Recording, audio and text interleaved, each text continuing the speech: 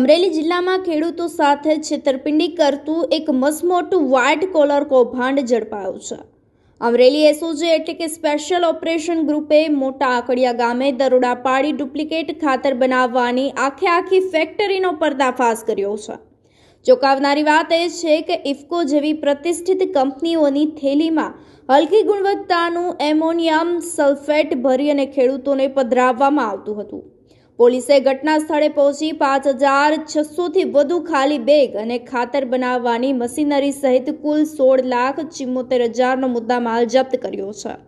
આ કેસમાં ભરત ચીમન ધાનાણી નામનો આરોપી હાલ ફરાર છે, જેને પકડવા માટે પોલીસે ચક્રો ગતિમાન કર્યા છે। શું ખેડૂતોના પરસેવાના પૈસા આ રીતે નકલી ખાતર પાછળ વેડફાશે કે કેમ? આ કૌભાંડમાં હજુ કેટલા લોકોની સંડોવણી છે તેને લઈ એજન્સીએ વધુ તપાસ હાથ ધરી છે।